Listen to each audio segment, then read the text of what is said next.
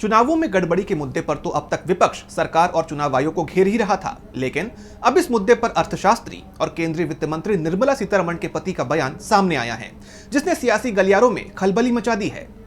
उन्होंने दावा किया है कि अगर लोकसभा चुनाव में गड़बड़ियां नहीं होती तो इंडिया गठबंधन 234 नहीं बल्कि 316 सीटों पर जीत हासिल करता।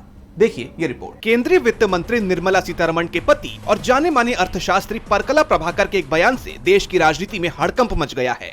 प्रभाकर ने कहा है कि अगर 2024 के लोकसभा चुनाव में गड़बड़ी नहीं हुई होती तो इंडिया गठबंधन 234 सीटों पर नहीं बल्कि 316 सीटों पर जीत हासिल करता। चुनाव में गड़बड़ी का मुद्दा विपक्ष भी लंबे वक्त से उठा रहा है और अब प्रभाकर का भी इसी मुद्दे पर दावा करना कहीं न कहीं विपक्ष के आरोपों को बल देने का काम कर रहा है। Speculation is that the NDA BJP benefited by 79 seats.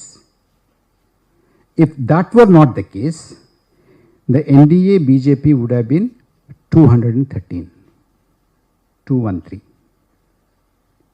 and India Alliance could have been, instead of 237, 316. On the basis of this, some people are raising। Prabhakar के इस सनसनीखेज दावे ने सियासी गलियारों में एक नई बहस छेड़ दी है, तो साथ ही चुनाव प्रक्रिया पर दोहरे सवालिया निशान लगा दिए हैं। आपको बता दें कि यह पहली बार नहीं है जब प्रभाकर ने इस तरह का कोई बयान दिया हो। इससे पहले भी उन्होंने दावा किया था कि अगर 2024 में बीजेपी तीसरी बार केंद्र की सत्ता में आती है तो देश में दोबारा चुनाव नहीं होंगे।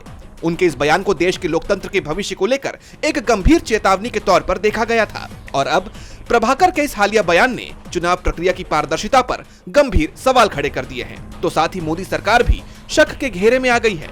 अब ये देखना दिलचस्प होगा कि बीजेपी और चुनाव आयोग इस गंभीर आरोप का क्या जवाब देते हैं। डीबी लाइव की रिपोर्ट।